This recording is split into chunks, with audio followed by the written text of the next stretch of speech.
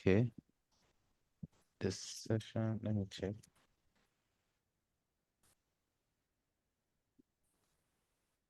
Escape. Sorry, I'm trying to check. Okay, it's recording. Okay, just want to. Okay, so once you right click, right, go to view code. View Okay. code, right? Yeah. So click on that sheet that you want to hide. Let's say index now, for example. Right, are you I've there hidden, now? I've hidden, but it's to bring it out that's the problem. Because when Okay, I click on sheet 2, mm, then click on the drop down. Click on number 1, sheet visible. Sheet okay, visible. okay, okay, okay. Done. Once you press I, sheet visible, it's going to be visible now. it's Okay, fine now. hello, Assalamu alaikum. Very Yeah, much. wa alaikum salam wa rahmatullahi wa Please, barakatuh. when I clicked on that view code, it's only showing me the bigger window. It's not showing me the left window. Okay, showing the bigger window.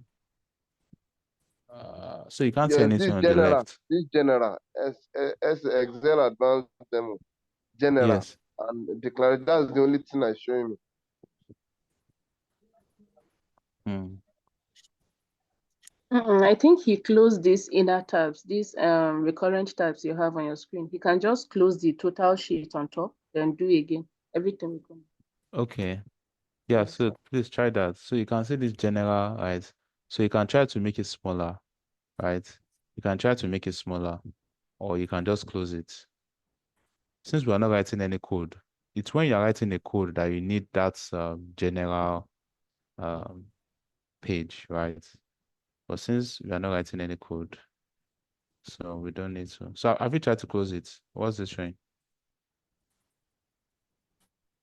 Yes, I tried to reduce it, reduce the size, but it's not still showing. But have you closed it? Close it entirely. Okay. Hmm.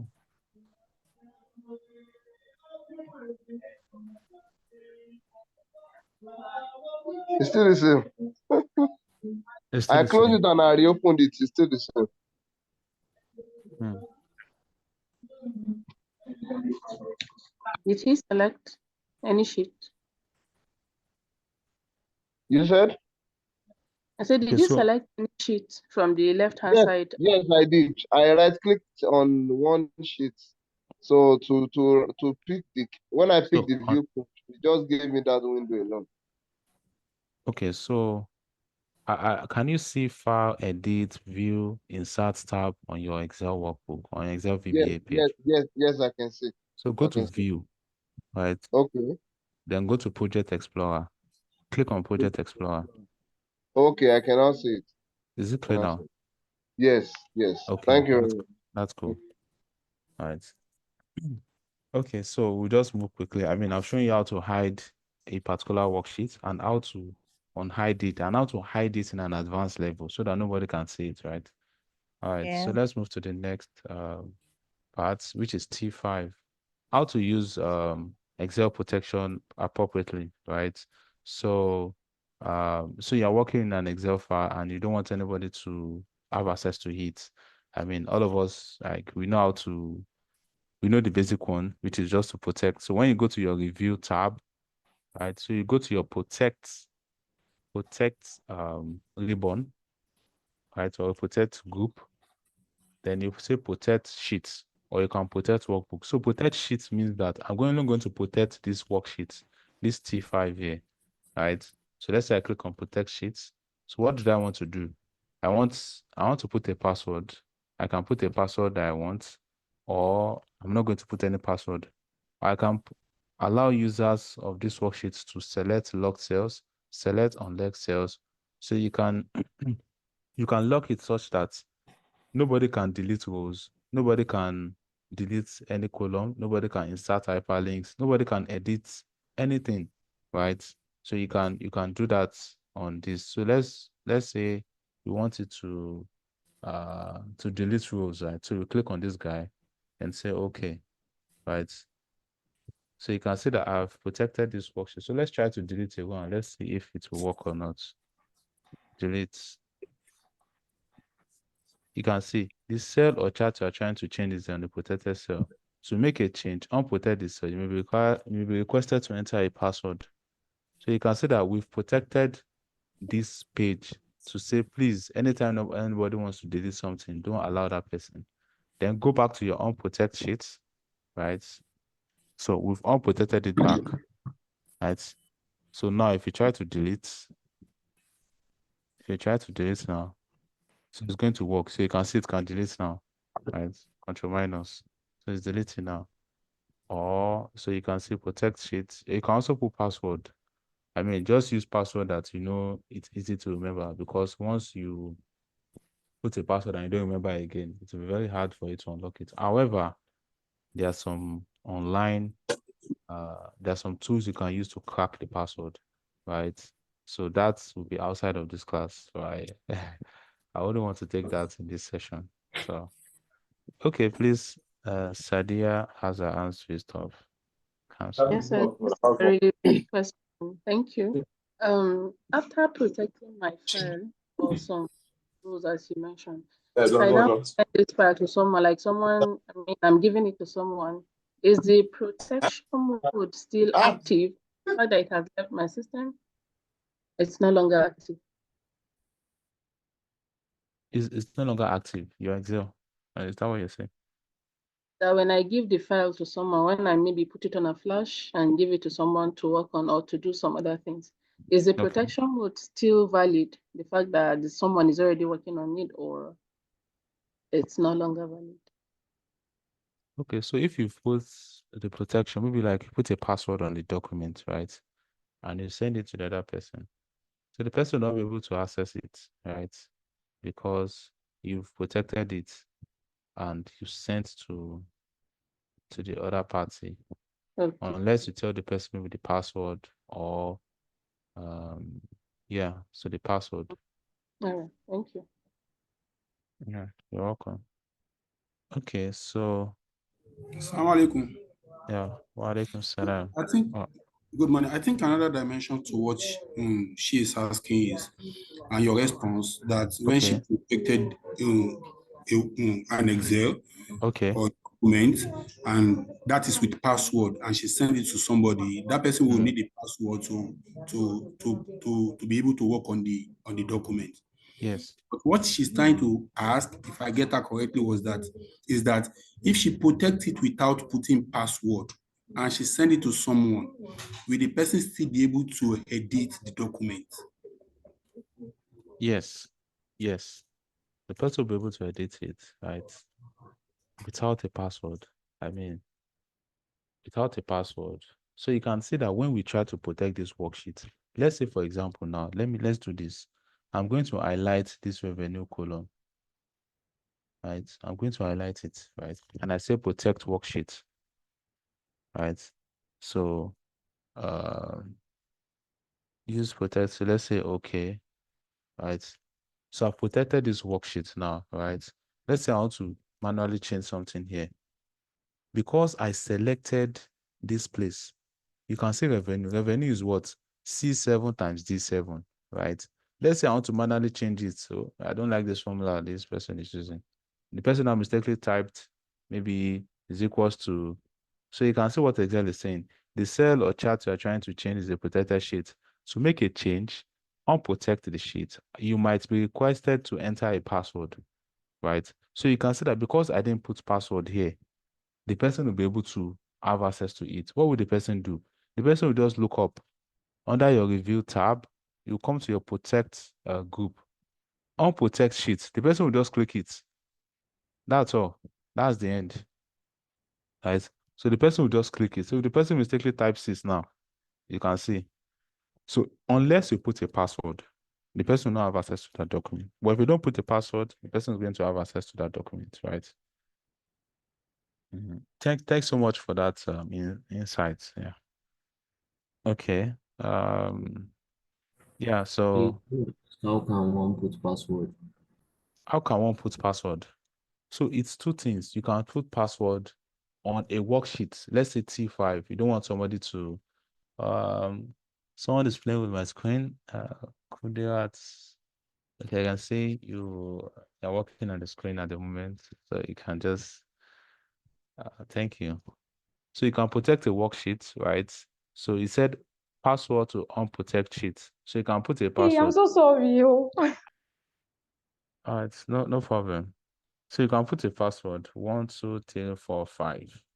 Right? So I press OK. You enter password 1, 2, 3, 4, 5, and I press enter. So now let's try to do something on this worksheet now. Let's say I want to type something. I want to type. See, I want to type something on this cell now. It's giving me this pop-up option. And I said to make a change, unprotect this sheet. It might be requested to enter a password. So I come to unprotect sheets. So you can see this place here where you have a padlock sign. Click on it. You can see enter password 1, 2, 3, 4, 5. Enter. You can see it's fine now. I can type anything I want. Can we all see that now?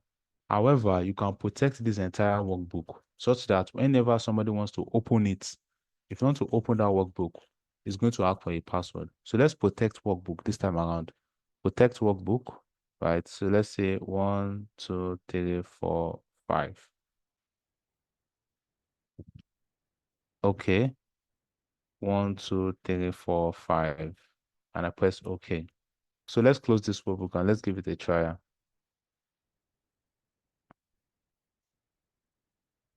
Okay, should I save changes? Yes. Okay. Okay, so let me go back to my. All right, so this is the workbook we're working with, Advanced Excel Demo, right? So I click on it. Still rolling.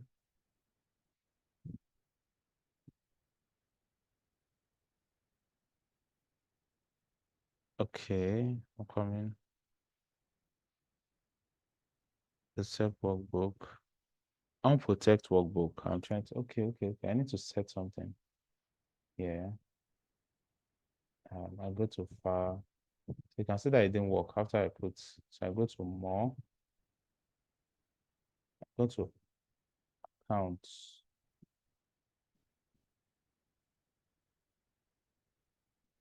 No, I go to more, I go to options, right? Accessibility.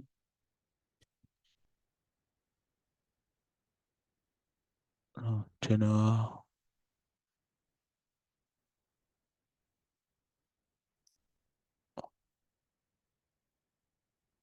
No, sorry, advanced.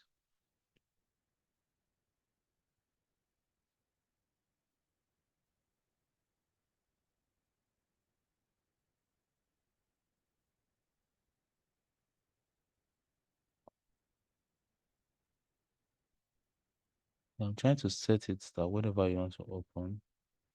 Let me close this guy. I'm going to protect workbook 1, 2, 3, 4, 5. I press enter. So protect workbook. Keep others from making structural changes to your workbook, such as deleting, moving, or adding sheets. Okay, protect workbook. So I don't know why this is, so there are two options, right? So it's either you protect workbook for structure or Windows. I really do not know why it's not. Oh, let me try a new Excel. Let me try a new Excel. Let's go back here. Let's come here. Yeah. So let me save this guy as demo. Let me save it on OneDrive. Okay. So this is demo, right? So this is a new workbook. So let me try to apply the protect workbook. So 1, 2, 3, 4, 5.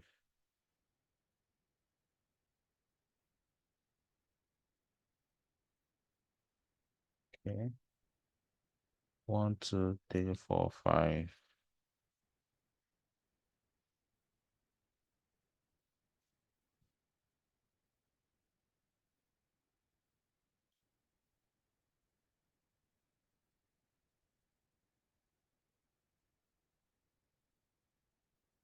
Okay, let me close it.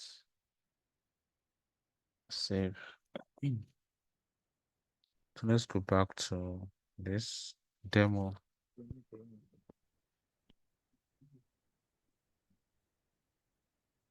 So I really don't know why. Okay. So I can see, I don't know why that option isn't working, but I'm going to look at it. But the formula, the password I set for this workbook is such that it is structural one, right? It's structural one such that I can't insert a new worksheet, I can't delete, I can't move, I can't copy, I can't unhide, I can't even copy anything. I can't do I can't perform basic things in Excel, right? So I only have access to that worksheet has been provided to me. I can't even hide and unhide. So you can see it has graded out all these parts, right? It has graded them out, right? So, but I want I want to set a password such that I can't open unless I put that password. But I'm going to look into that one. I don't know why the option is not clicking for that. But so as not to waste much time, right? So we all can see that you can protect your workbook, you can protect your worksheets, you Sorry, can select some ranges of cells that please, I you have a don't. question. Okay. So if you want to log a particular column and row, like maybe Okay. I want to log cell G5 to G8, and it will not affect H, it will not affect other cell. It's only G5 to G8 I want to log. How Okay. possible is that? Yeah, it's possible. So let's input some manual data here, right? Or let's do something here. Sequence 5. Right. So I have 1, 2, 3, 4, 5 here, right? So I highlight this part up onto where I want to do that. So I said protect sheets, right? So protect sheets, and I say, okay. You can see I've highlighted G6 up until G13, right? Right. So anytime I come to any of these G and say, why is this person putting 1, 2, 3 here? I try to delete. So you see it's not working. I try to delete. It's not working. Even if I want to put another number there, it's not going to work. All right. So let's try outside of that cell. Okay. Assalamualaikum, sir. I think what you're trying to do, you go to info, then you encrypt with password. That will require a password to open that workbook. Okay. Okay. Yeah. Thanks so much for that. Yeah. You're welcome. Okay. I'll talk on that too as well. Okay. So on this particular one, okay. So let's try to unprotect it back. I've not tried that option before, but since we're on the call, we can look at it together. Select, because it has options, right? Protect worksheet and content of locked cell, format cell, insert call. Okay. Now, what I'm saying is go to your file, then you click on info, then you see protect workbook. There's a drop down there. Then you click on encrypt with password. Then it will require a password to open this workbook whenever you want to open it. Yeah, thanks so much for that. Yes, I've taken note of that. I'm trying to answer one of the questions that has been asked, that if I should highlight a particular column and say I don't want anybody to insert any information on that column, right? Oh, okay. So we can use the data tab. So we can't use the protect sheet. Protect sheet means you are protecting the entire sheet.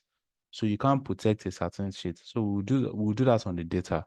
So when you come to data, right, you come to your data validation option, right? Data validation, right? So allow any value. Okay, so let's say custom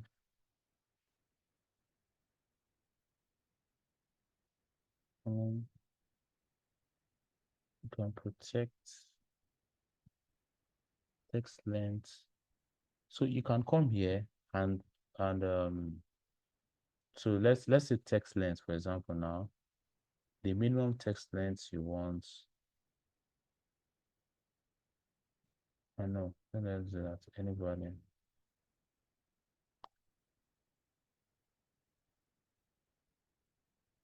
You can only protect a particular I'm trying to look at that.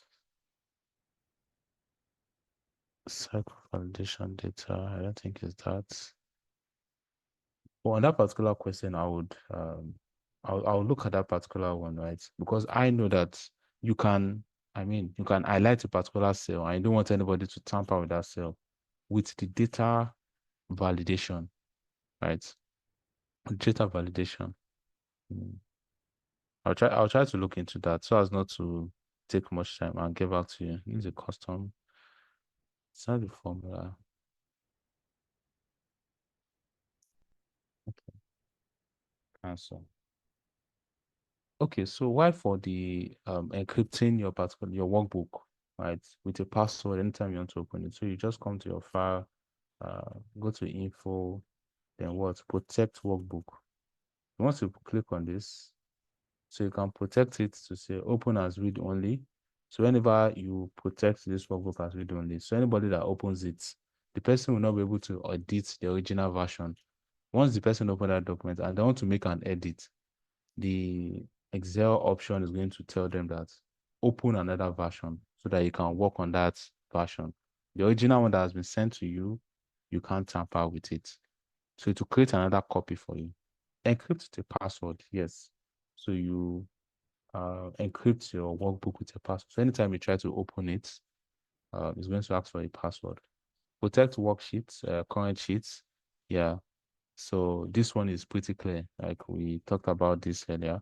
Protect workbook structure. Yes. We also talked about this, such that if you want to insert a new row, a new sheet, it's going to protect it for you. Someone will be able to have access to that. Restrict access. Grant people access while removing their ability to edit, copy, or print. Okay. So this one is for everything. Add the digital signature, mark as final, right?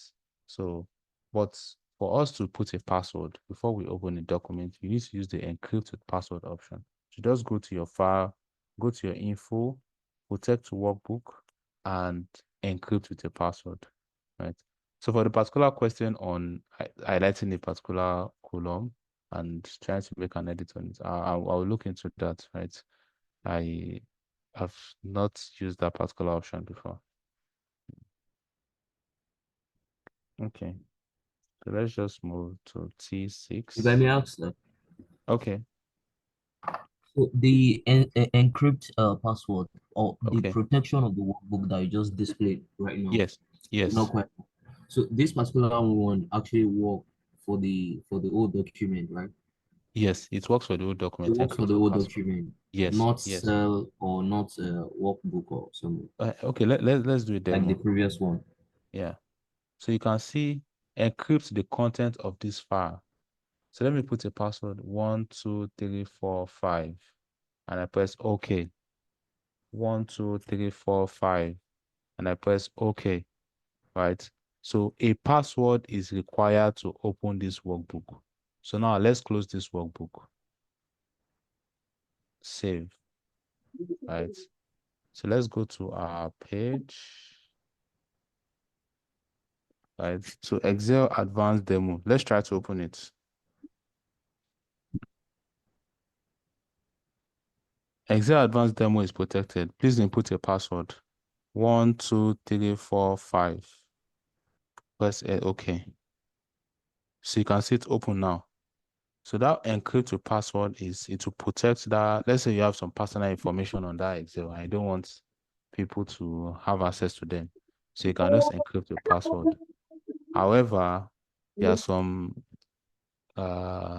things you can do to break that password.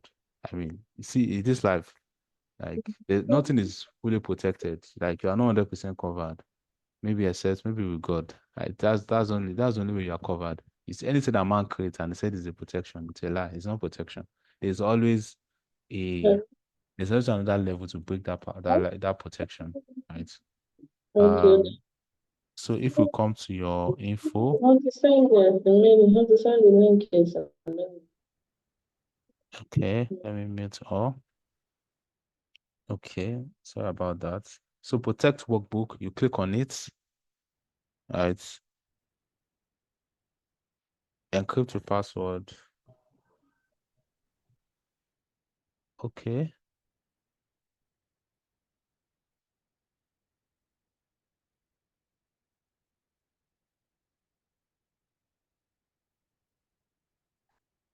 Okay, let's go to our protect workbook.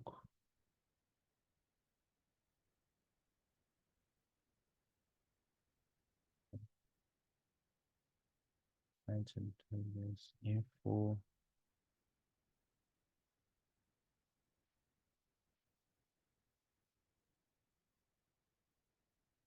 Not this one. Next. Okay, so I've cleared the password from it. So it's not going to ask for password again. So you just go back to your protect workbook, encrypt your password, then you just delete the password. You delete it, then press OK. So that way it won't ask for password again anytime you try to open the document. Okay. So the next is Habib Alausa. Over to you.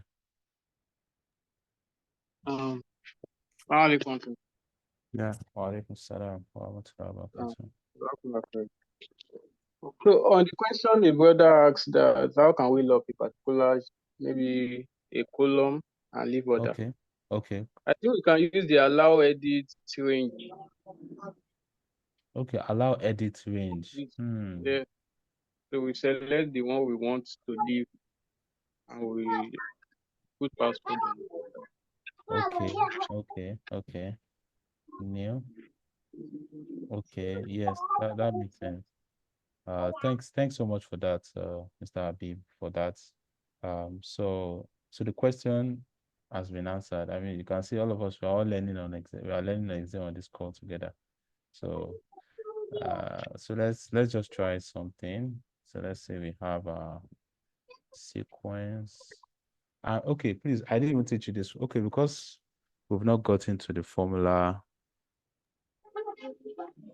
Okay. Yeah. Wa alaikum salam wa rahmatullahi wa barakatuh. Okay, I think I don't know if I can explain the question I have. I think I got it. Okay. So in order for us to do that, we select the entire worksheet first. Okay. Yeah. Then we right click and go to format cell. Like we select the entire, pressing Control A, then we right click and go to format cell. Okay. Then we go to the protection tab on the format cell. So when we get to the protection tab, then we check the locked, we uncheck the locked. Okay.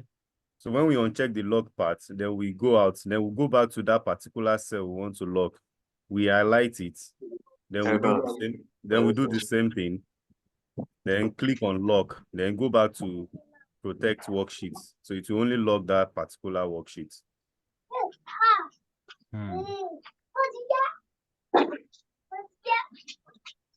Okay. Protect worksheets. Okay. Okay. Let's try it. Protect worksheets. Let's say okay. So let's go outside of this. But here. Okay, cool. That makes sense. That makes sense. Yeah, thanks so much for that insight. So you can see that I mean we are all learning together on this Excel journey, and yeah, everyone's insight has been very informative towards this learning. So just like what our brother just mentioned now, so you highlight the particular cell you want, then you say Control 1. So for you to format a cell, you just press Control 1. Right. So Control 1. Okay. Nice.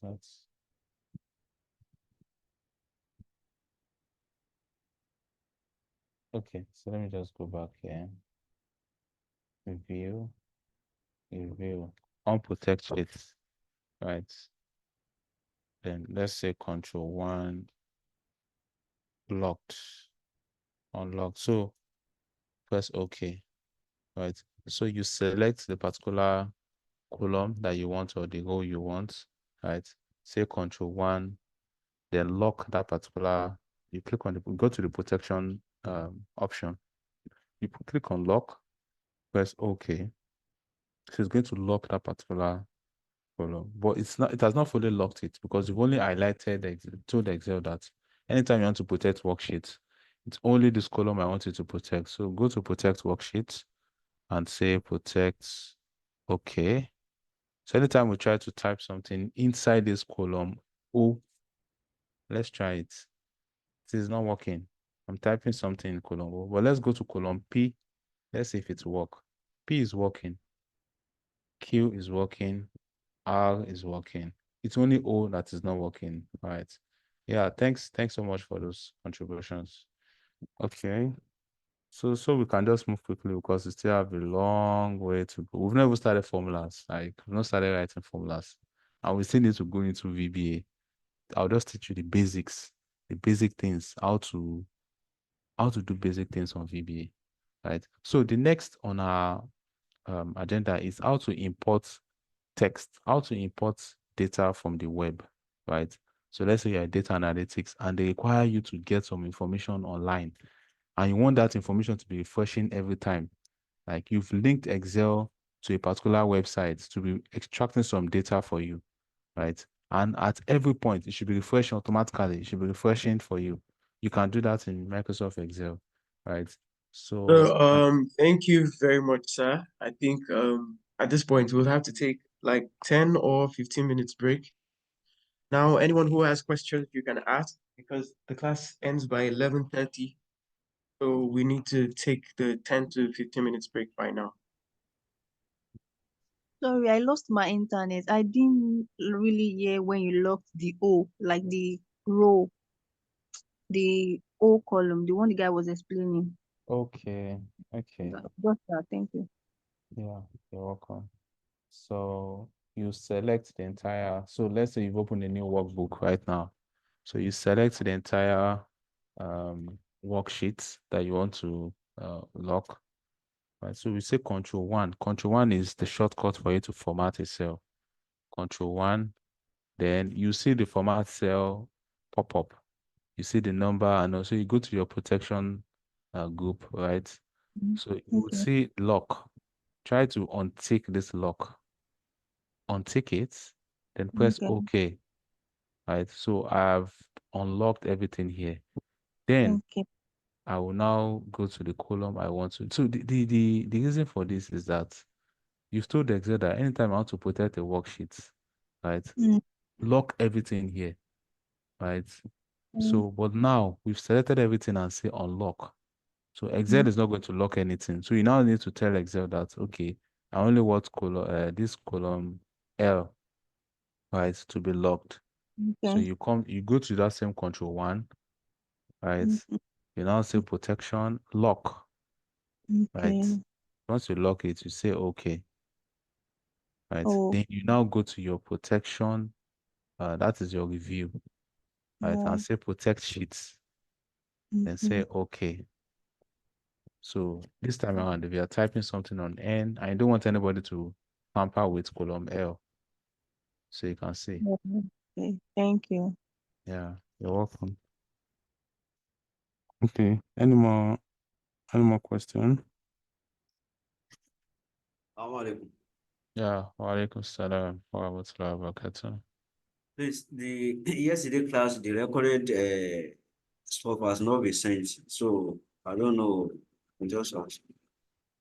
Okay, I think the It has admin been sent. via email. So It has what's been your sent? email? So drop your email on the chat It has box. been And sent to me. Oh, all right. yeah. So please, did you fill the attendance yesterday? So you can also drop your email on the group chat. Okay. Mhm. Thank you. Yeah, and I apologize. Yesterday I was supposed to give you an assignment, but this time around I'm going to merge the assignment together. Day one and day two assignment together. I'm going to send it today. Like after the training, I'll do that and send to the admin. So the admin is going to send to us. Right. So Aisha, over to you. Assalamualaikum. Wa alaikum salam wa rahmatullahi wa barakatuh. On my Excel, I tried to tap on, I was trying to lock a cell, I mean a column, just like you said, Okay. and I tapped on Control 1, and the format it's bringing here is different from what you have on your Excel over there. Yeah. I just observed the same thing too now. Control But 1. Okay. the format here is, may I share my screen? Yes. Let me. Okay, just give me a minute. Okay, you disabled us from sharing screen. Okay. Let me do that.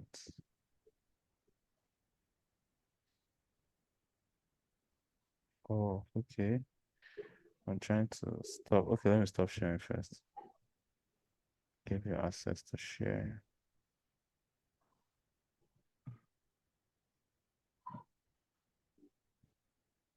Okay, admin, please can you grant Aisha the right to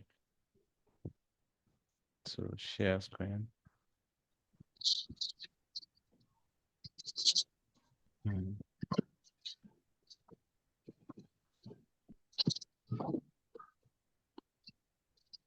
Yeah, Okay, Aisha, you can check now.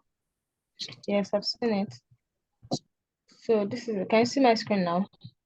Yeah, it's still coming up. Okay, I can see it now. All right, so when I tapped on Control 1, this is the format cell you brought for me. So this is what I did. I tapped on this place, and then, okay, let me just do that again. So I did this. This is how to select all, right? Then I clicked, I tapped on Control 1 on my, oh, wow. It brought it. Okay. At first, it was not bringing this particular. Okay. All right, thank you. That's just it. Yeah, you're Okay. welcome. Okay, Akintunde, Aisha, over to you.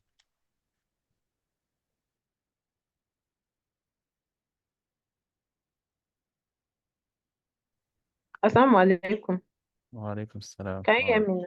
Yeah. Yeah, loud and Please, clear. I was unable to join the meeting yesterday. I had network issues throughout, and today I joined late. Can I have the recording so that I'll be updated? Right, yes. So the admin is going to send it to. Then to send my email. Yeah, please drop your email on the chat box and state that you didn't receive yesterday's recording, so the admin will pick it up and you get the email.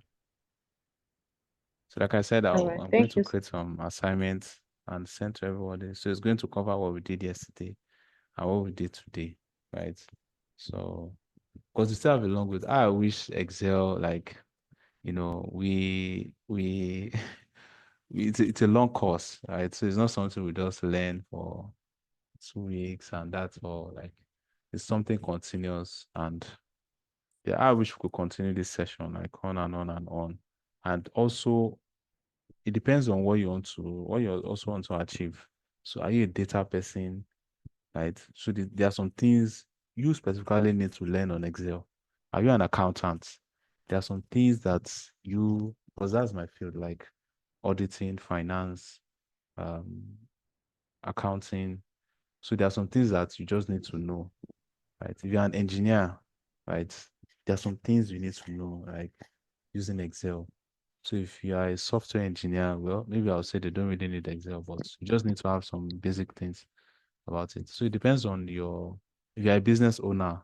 So what I'll be teaching you for Excel will be quite different from an accountant, from an engineer, or from a data person, right?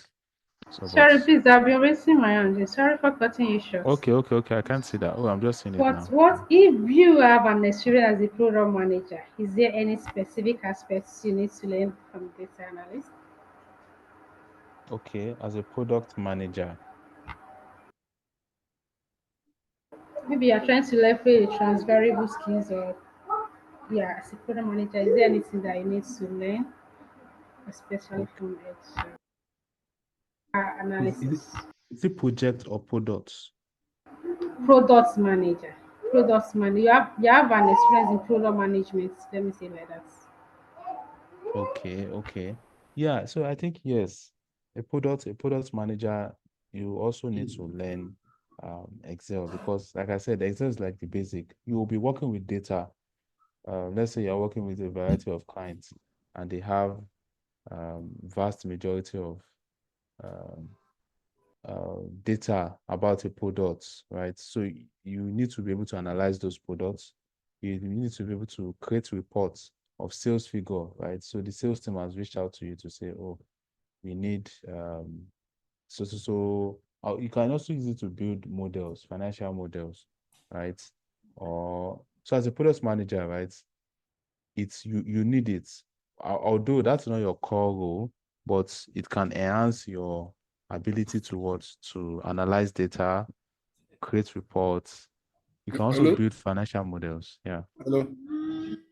Yes, Okay. let me quickly also share my idea about this. You are actually right. A product manager definitely need Excel, because a product manager will want to maybe review the performance of different products they have in a particular company. Let me take a loan company, for example, and who also has maybe like an asset management, and you have different maybe loan products to different customer base, maybe let's say civil servants, police force, general public, and like these are different products, and you have lot of customers that subscribe to this product.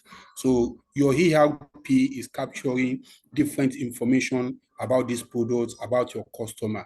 When you download this your report from your ERP, most of them comes in Excel, in Excel format, and you will definitely need Excel knowledge, advanced knowledge, to analyze the performance of those products in terms of maybe revenue generation, in terms of cost generation, and the like, and also looking at it from maybe liability level or asset generation, asset creation level. So a product manager definitely need Excel to carry out his or her work. Thank you. Yeah, thank you very much, Thank you Mr. so Ismail. much. Thank you. Yeah, Olajumoke, please go ahead. No, right sound low. So you said something about the Excel functions you teach a data person is quite different from the one you teach engineering to the one you teach accountant. How different is accountant to that of data analysis? I understand that in accounting, probably if the person wants to become a financial analyst, the person needs to learn financial modeling, which is quite more advanced. But now, normal accounting, how different is it with normal data analysis? Okay. So as an accountant in a company, you are responsible for keeping records, analyzing records, posting records, and preparing reports at the end of the day. So you will need Microsoft Excel knowledge for you to be able to create reports, create management reports, create annual reports for management. So as an accountant, you need to have a knowledge of how to prepare a financial statement using Microsoft Excel, right? So you need to be able to, so you can use Microsoft Excel to prepare a financial statement for a company, right? So, and I've done that training for like a small group before. However, like a data analysis person is not responsible for preparing a financial statement, right? He is there to analyze the data, right? He can even try to build models, like forecast what the accountant has prepared. So the input or the output of an accountant, I would say, is more like the input of maybe the data analytics person, because it's trying to analyze that data and try to create some models, how the future will look like, how what are the trends. You try to put it in a graphical way, you try to put this in a like a snapshot, a dashboard kind of thing.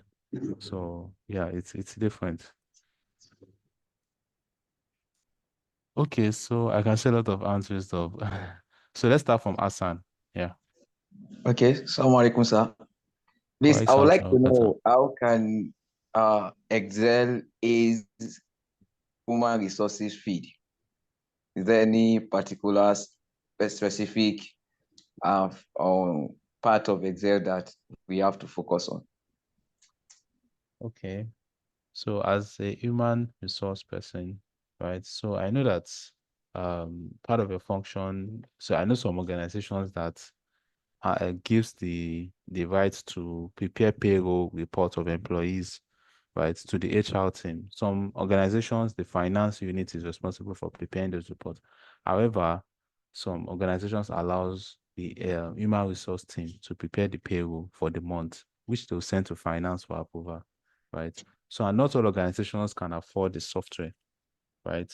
So they can use Microsoft Excel to prepare that payroll reports, right? For all employees, their pay, their tax, their pension, and all for the month, right? So they can use Excel to do that.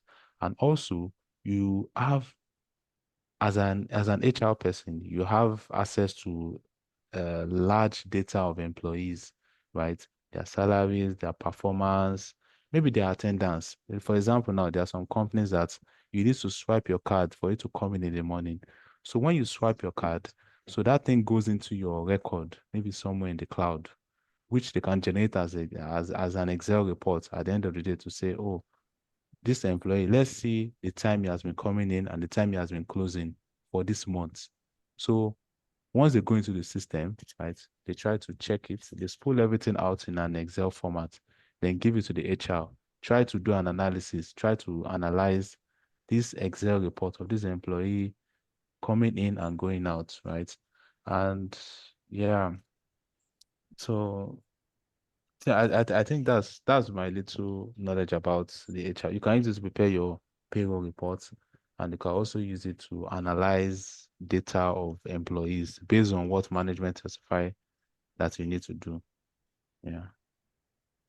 But there are softwares that are even doing this more better, right? But having Excel knowledge would help you do that. I don't know if that answers your question. Yeah, thank you very much. Inshallah. Yeah, Yeah, you're welcome. Jazakumullah. I'm very welcome.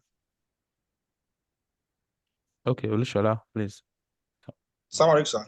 Yeah, work sounds okay, sir. So I believe this class will be able to capture all our needs. I mean, if you're an accountant, engineer, but in order to just continue learning as probably an engineer or a marketing manager, which other means would you recommend for us after this class for us to be just to keep on learning on what your debates you've given us? Okay. Thanks for that. So, of course, Excel is a continuous you need to learn it on a continuous basis, right? And it's not just enough for you to learn and stop. So when you are faced with real world scenarios, you can be able to apply those knowledge, right? So I feel after this course, you can take there are some free courses on YouTube that you can watch, right, to enhance your knowledge further. You can also read books about Excel. There are some people that wrote books on Microsoft Excel, how to use it. So if you're not a book lover, you don't like reading books, okay, you can go for the course approach. You can go to YouTube, subscribe to there are a number of them.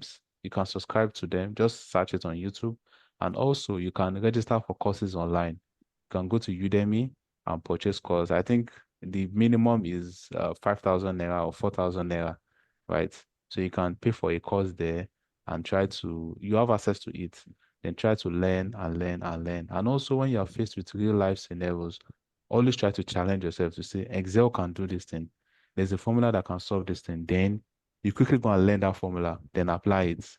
So that way you are going to master it well. So whenever you're faced with a challenge and you know that there's a formula that can do it, go to YouTube, search for okay, how to use VLOOKUP to do so things. It would help you. There's even AI now. AI is out there. So you can ask AI a question that, oh, I'm working on Microsoft Excel. I need to analyze the performance of my performance of employees. Which formula can I use to do this analysis? So then you ask AI. The AI can also give you options. All these things, you are just using it to learn, right?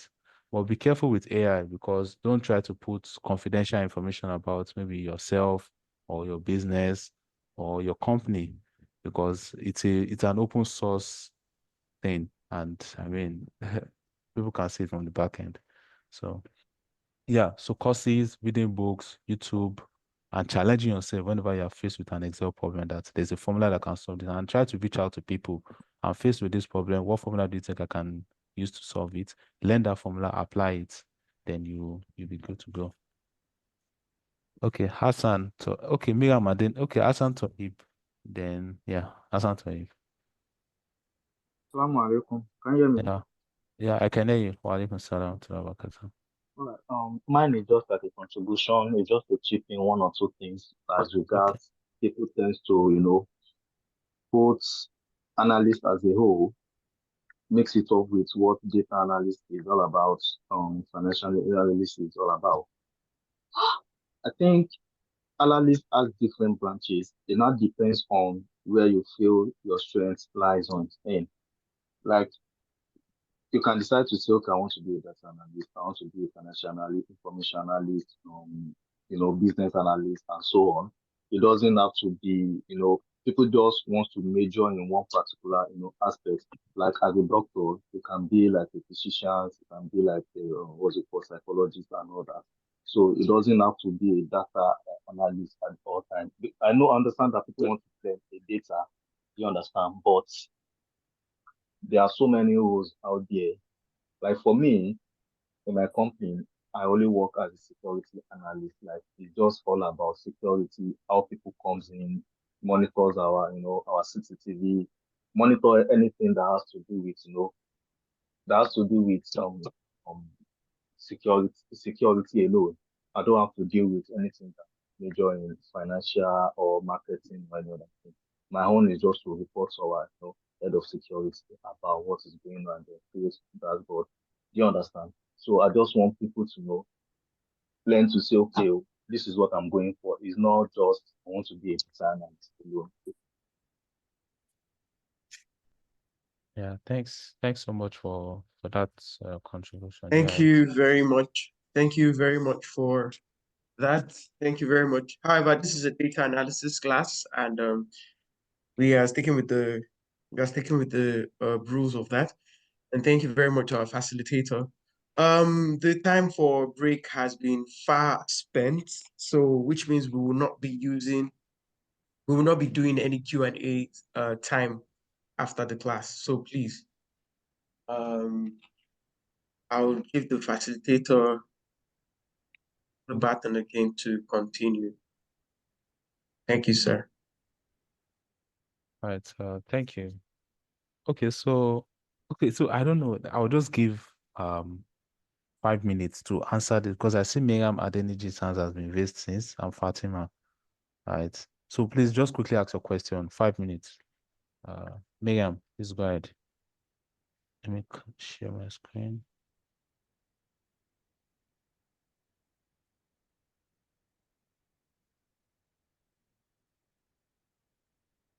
We can't hear you, Miriam.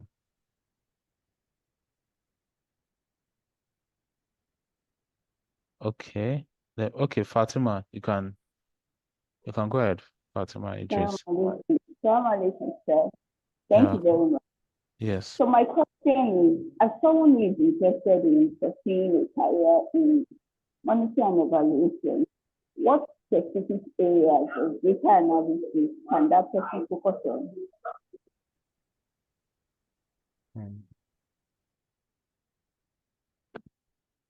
Okay. So for quality and evaluation, my understanding is that quality and evaluation, Monitoring, M&E, monitoring. Okay, monitoring and evaluation. Okay, so it depends. I can't really come up with something right now, but monitoring and evaluation. But I know that but can you just give us a glimpse of what that role entails? Maybe I can ask.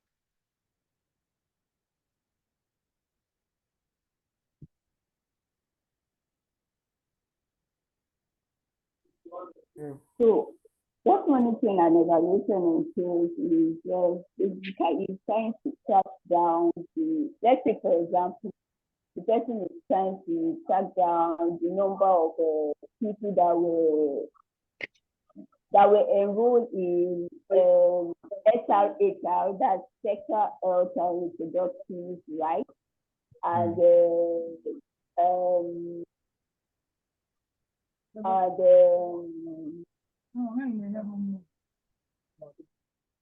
Okay, so I think I get that. So as not to take much time. Yeah, I get that now.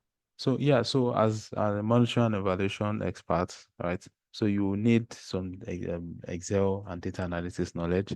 You need to have the data entry knowledge, how to collect and manage data. So you need the data entry knowledge. How do you enter data on Excel? How do you clean your data? Right. So you need that. I think as a monitor and evaluation, you also need to understand how to use data validation, right? So because you'll be working with lots of data, you'll be collecting a lot of data. So you need to know how to input those data on Excel, make it look good, format it, clean it, right? You also need to learn data validation. Because you are working with a lot of data, you also need to learn pivot table, how to summarize those data, maybe by region or by location, right? You need to know data analysis. You need to know how to filter data, how to pivot Hello, data. can I add to your response, please? Yes. I think for an M&E person, it also helps you in modeling and forecasting, where you're able to, you're able to build models that can forecast outcomes based on the different projects and the different scenarios you're working on. Then I also think it helps in data quality assurance. Just the way he mentioned, you do data analysis for all the data you collect, the pre and the post, some other data you collect from your participants and beneficiaries. You're able to do that really well. And when you work on it, you're able to visualize and report effectively under your M&E report. Okay. Thank you very much. Yeah, thank you. Thank you very much for that. Yeah. Okay, so the last question I'll be taking from Makinde Hussein. Please. Okay. Since Makinde doesn't have a question, so let's just continue, right? So you're working with a lot of data and you are collecting data from a particular website, and you need to import those data into Microsoft Excel. So you can do that using your data group, so data tab, sorry. Then you go to your get and transform data. So if it is the text or CSV file, you can also import that. We don't have a sample text or CSV file. I will have shown us that, but from the web. So you can get data from the web, right? So let's say you are getting data from, let's say, for example, Google Finance. Let me check their websites. Okay. So this Google Finance website. Okay. So yes. So after clicking from the web, it will ask you what is the URL of that particular website. You copy and paste it here, right? Then click OK. So let's see what happens. That's how you import the data from the web. So it's still loading. But you need to have a very good network connection. You also need to have access to the internet for you to be able to do this. Because if you don't have access to the internet, you can't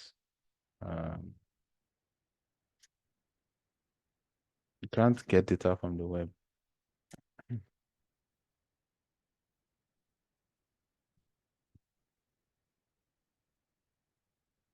Okay. Yeah, so so because I am suggested tables. Okay, so because I'm Google Finance website, it's okay. Let's try this. Table 1.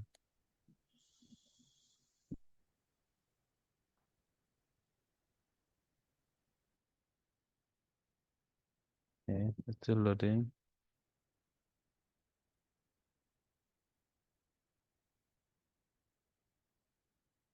It's still loading. So you can see, so Excel has obtained all this information about some companies, right? I think this is talking about their share prices and all, right? So from Google Finance, I was able to get the information about S&P, their share pricing, right? Tesla, Amazon, Netflix, Alibaba, Pan Africa, Alphabet Inc. That's Google. Their share prices, right? So that's how I import it. So you can say that it came out in this format. And let's say as a data person, you want to be going to those websites from time to time to get updates. So rather than you going to that website all the time and trying to get the data, you can come to under your table design, external data table, you click on this refresh, right? And say connection properties. Connection properties. So you can say refresh every, enable background refresh, yes. Refresh every, so you can load it and say refresh every 10 minutes, or let's say every 5 minutes, and press OK. So after every 5 minutes, this Excel here would be refreshing itself, right? Based on the new data on the, you know that the data on the website, it keeps loading from time to time based on various factors, right? So that's how you import data from the web when you are working with Excel. But you need to have a very good internet, right? For you to be able to do this. All Can right. you please take that to the line again? Okay. So let's try it again.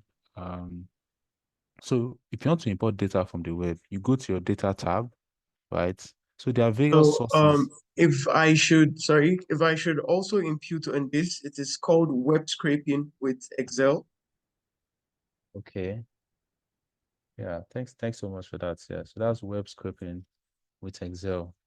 So you are getting data from the web. So it can be any website, right? But for the purpose of this class, I had to use Google Finance, right? So you can use any website that you know that has those data that you're looking for, right? So from the web, you click on from the web, right? So you type the URL, right? So you can say advanced or basic, right? So let's just use basic. Yeah, this is the website, www.google.com/finance, and I press OK.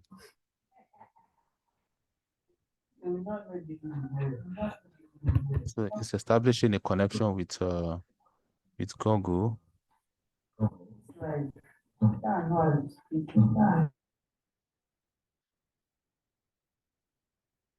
Okay. So after I went to after clicking on the website, www.google.com/finance, so it's bringing it in two forms. It's either in a tabular form or in a web form. It's already on the website as we speak. So Excel has identified that there are 9 tables on that website that you can extract their data from, right? And also there are some 2 text information. So on this right-hand side is with the preview option, right? So you can preview those tables that Excel has scraped from the website. So let's click on table 1, for example. It's trying to preview it for us. So you can see it's previewing index, S&P, information, the share percentage. So I think this is talking about their shares, the traded shares for the day, right? Let's just go to their website. Okay. So here, so you can see the share price and the volume and all. Like you can see, I think it's from this place, right? So also table 2. Excel has said from this website, there's another table again that talks about information about Dow Jones, NASDAQ, Roswell, and all. Table 3 again. It also has this. So it has it brought it out in a tabular format whereby you can just extract or load that table into Excel, right? Or you can say HTML code. Let's see. This is out of it. So instead of doing tabular view, you can do web view, right? So you can see this is the web view.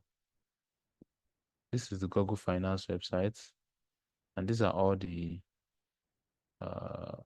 so what Excel has done is that everything on this website is not what you need, right? So it has only highlighted those, because Excel works with numbers, it works with figures, right? So it has gone to analyze that website and analyze them into series of tables, right? So let's say it's table 1 we need, information on table 1. You already know what you need, right? Then you just you load that data. You click on table 1, right? And load the data. Click on load. So it's evaluating. It's loading it. So there's a different Excel course called Power Query, right? So that one is, I mean, for data analysis, I'm sure those ones, they can't run away from that. Power Query and all. So it's outside the scope of this class.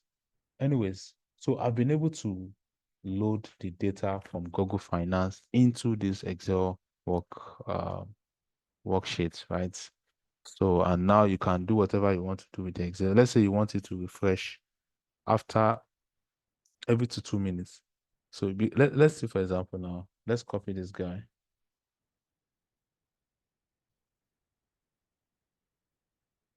Right. So I've copied S&P is 5,344. So I want it to be able to load, to refresh from time to time. So I click on properties. Okay, not this one. I click on refresh. I come to connection properties. Right. And I say refresh every, let's say 1 minute. Right. And I say, okay. Refresh every 1 minute. So from time to time, after every 1 minute, this page will be refreshing itself, right? It will be refreshing itself.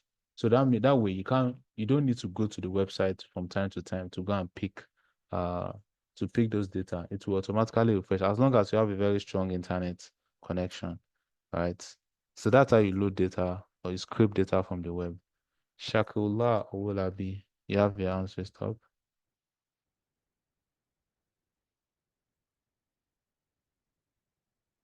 Assalamualaikum. Please, can you go over the importation of data? I was kicked out, so I missed that. Okay. Okay. So, like I said, you can get data from Excel.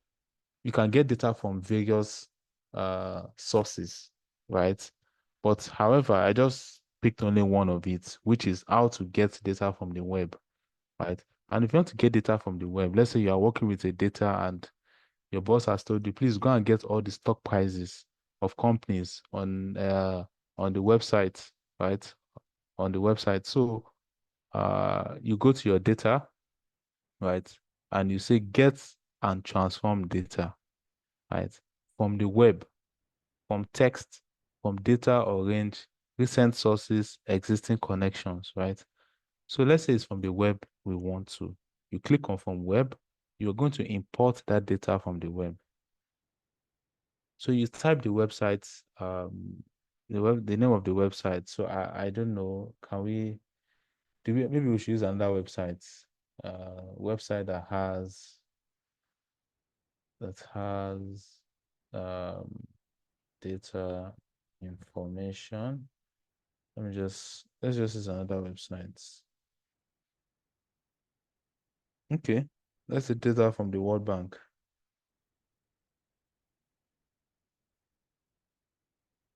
Okay, so let's say data from World Bank. Control C. All right, Control V. So this is the website, www.databank.worldbank.com.org. Click OK. Let's see what happens. Use anonymous access for this web content here. Connect. So I don't want it to reveal my full name. I think someone has an answer. I saw a hand now. Why this is loading? Can you just ask your question?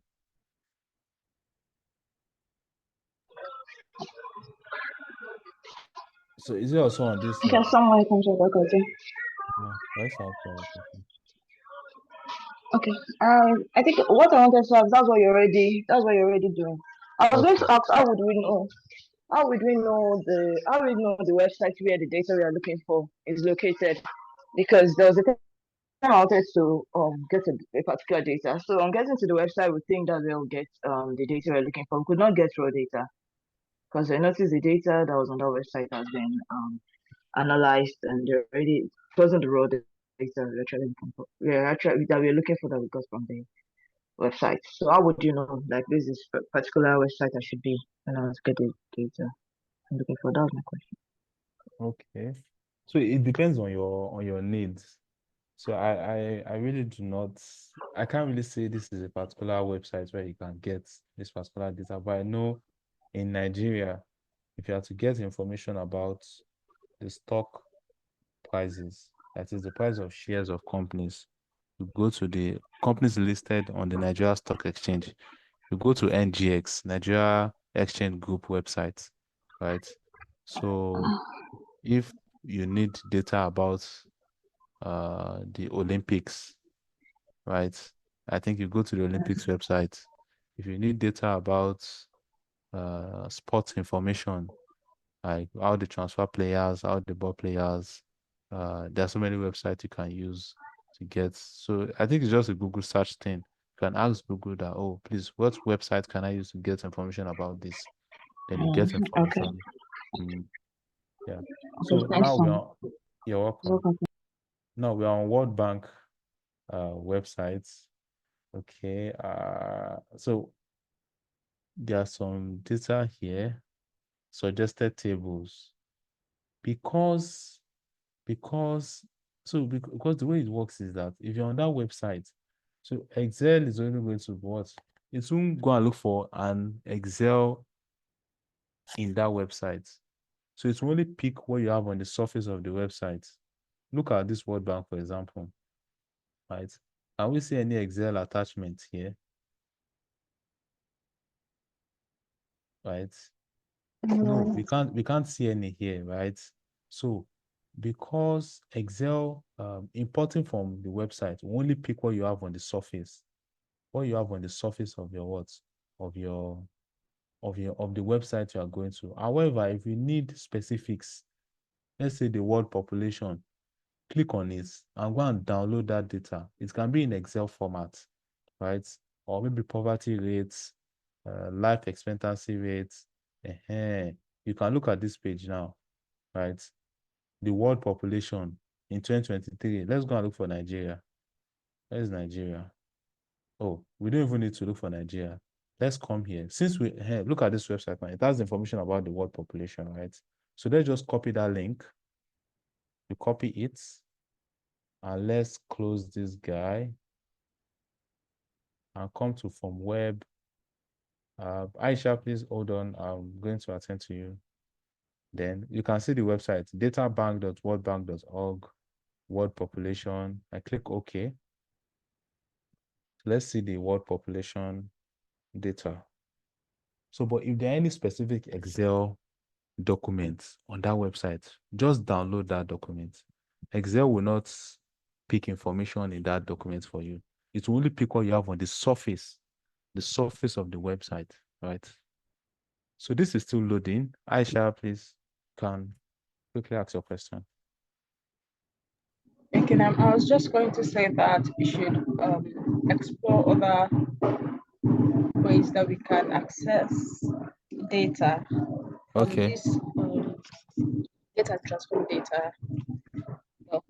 Like I can see from text or CSV, from web, from table or range, and all of that. If you would kindly go through all of them. Okay. Okay. So because we don't have CSV file, so I don't have a CSV file at the moment, but I will have used a CSV file, but maybe in subsequent class, I would get a CSV file that we can work with, right? But for the purpose of this class, because we still have a long way to go, so I just want to pick the web, right? Right. So you can see that on this website now, Excel has identified 26 tables, not even 26, 32 tables that contains information. So let's click on table 1 and let's see what's there. It's going to preview for us. Okay, this one we don't really need it. Table 2, this is not what we are looking for. Table 4, all these ones are HTML tables, so we don't need it. Suggested tables, so you only go to suggested tables, right? So those are the tables that have information that you're looking for. So let's click on table 27. Okay. Table 28, okay. Table 29, table 30, table 31, and 32. Okay, so let's go to web view. I think this is not giving us what we need, right? See this word population, right?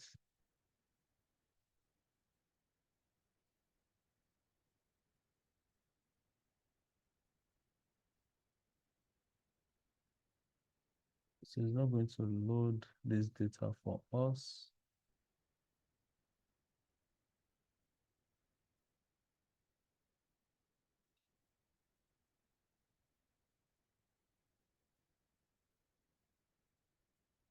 Okay, it's still trying to load.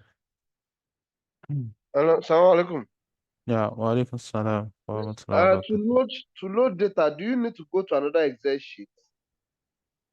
To load data, I mean to import data from the web. Yes. Okay. No. You don't need to. I'm still on that same Excel. Right? Okay. It's just that Excel is automatically creating a new worksheet for me. Okay, it's automatically creating it or a new Yes. worksheet. Oh, okay. Okay. I'm trying to copy this information about the world. Salam alaikum. Yeah, wa alaikum salam. I think you can still check the HTML tables, and because I have one what's it called, one web source at my own hand here. So I've been trying to check the tables under the HTML what's it called tab. So it's bringing the informations there. It's opening it. So I Okay. think you can still check it. Okay, that's cool. Let me check that. Let's go back to recent sources. Yeah, World Bank. Okay, let's check that. HTML. Oh, okay, somebody's painting my screen. Okay, it's still loading. So I mean, the Excel is so powerful, right? And I'm sure when they are taking you Power BI, you see that Power BI is even more advanced than Excel when it comes to getting data from the web, right? But if you understand Excel, yeah, I think you're halfway there. Okay, trying to check this.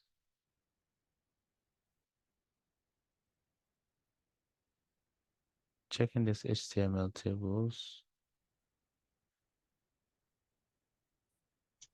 So I think the first one is what it's talking about. The first one, okay, table 1. Oh. I'm not talking about the no. Let's see.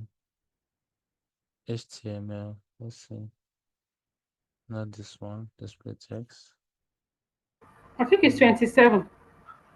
27, okay. Oh, 27, it's not complete. The 6.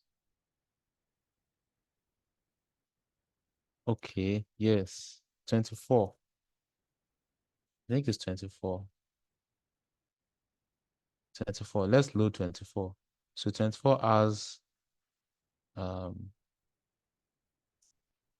all we need. 24.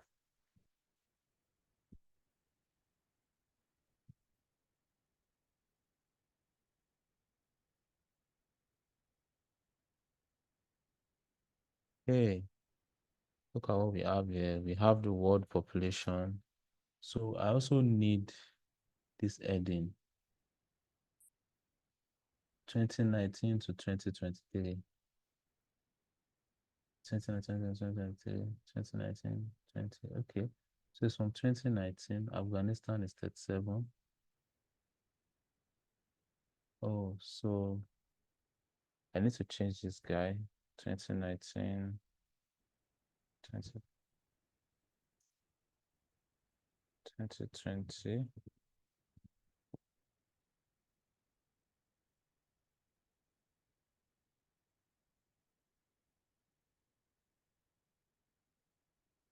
2023, 2018.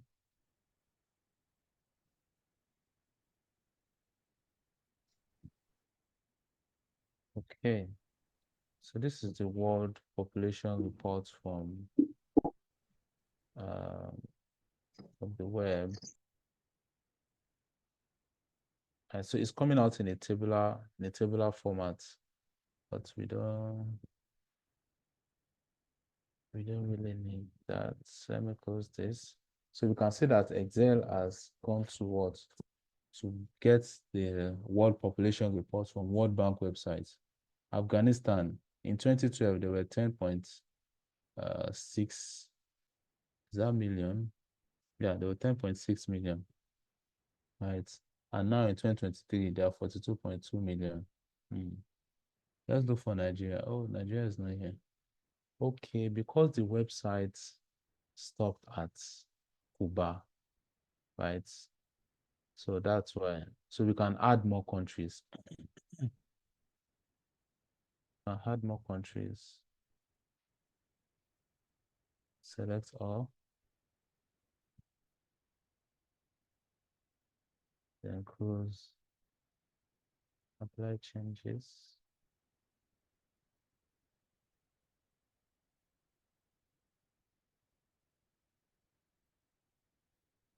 It's still loading.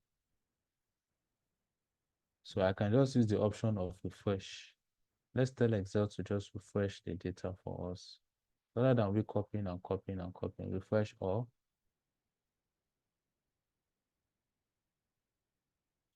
Let me, still loading. Okay, still loading. Still refreshing.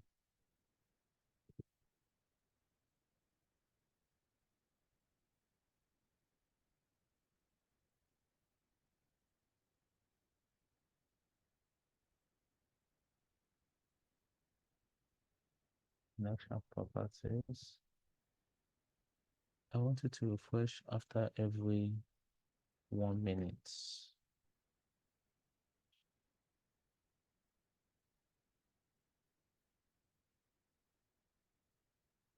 So see Nigeria.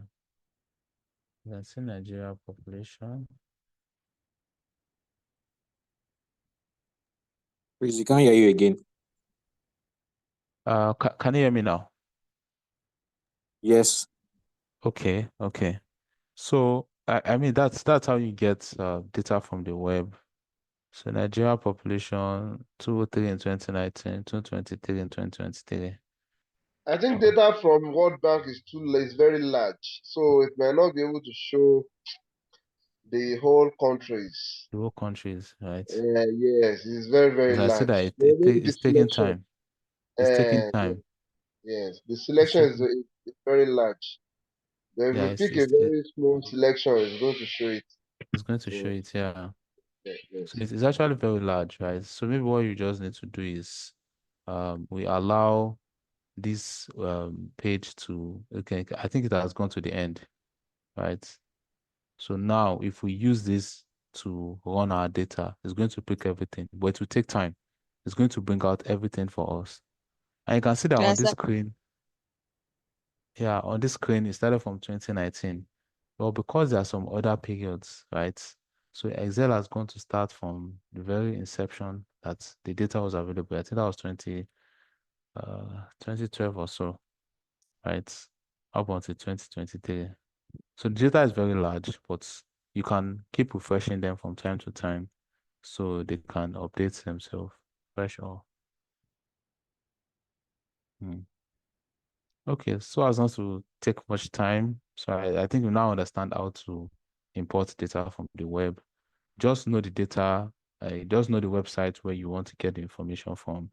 And yes, you go there to pick the data. But if the data is in a table, is it possible to still load it on Excel? If the data is in a table and in It's Excel, it's not in this type of table. It's not in the type of table of World Bank. But maybe okay. there's a table that was drawn on that website. Is it possible that we can will Excel be able to pick it? Yes. So Excel will analyze the website and Okay. identify which one is a table, which one is a text, right? Which one is. Okay. So that's why you are seeing all those table 1, table 2, table. So it will Okay. analyze it for you. Then you now pick which one is a table. Then you now load them into your system. Okay. Thank you. You're welcome. So let's move quickly. We still have a long way to go. So text to column, right? You are working with data, and your boss has asked you to separate John from Anderson, Valerie from Morg, and Toby from Carter, right? So rather than you clicking on this guy and copying Anderson, you cut him, you paste it here, right? Or some people want to use formula. So rather than wasting more time, just highlight that cell. You go to your data, right? Go to text to column. So we want to separate those names into different columns, right? We want to split the first name and the last name. So go to your text to column under your data tab, text to column, click on it, right? So we say characters such as commas or tabs separate each field. Yeah, so we'll go to next. That's delimited, right? Then you say space, right? So you can say that John, there's a space between John and Anderson, Valerie and Morg, Toby and Carter. So we want Excel to separate these names based on the space between them. If it was a comma in your own instance, you click on comma. If it was a semicolon, click on semicolon, right? So our own is what? Is space. Then we say next, right? General, you say finish. You can see Excel as what has separated the names for us: John and Anderson, Valerie and Morg, Toby and Carter, right? So that's how you. So it's very fast, rather than writing formulas, right? Okay. Just use text to column and. Sorry for cutting you short. Can this example, when this split first name and last name, can it be done on Google Sheets? On Google Sheets, you have to use formula in Google Sheets. Okay. You have to use formula. You have to use formula. Google Sheets. You have to use formula. You have to use formula. How to sign in. So you have to use formula. You use the split formula, right? So there's a formula called split formula. To use the split formula. So let's say so I'm on Google Sheets right now. Although this is not within our scope, but I'm just trying to Abdullahi Olani. So Abdullahi Olani, right? So if you go to your data, are we going to see text to column? I can see there's split text to column, yes, on Google Sheets. So this is it. You click on split text to column, right? Detected automatically. Separator. Spaces are separator. You can see Google Sheet has splitted it for us. So there's text to column in Google Sheet. Yeah, this is it. Thank you. Go to your data, text to column. Yeah. Okay, so let's move on. So we know how to split data using text to column now.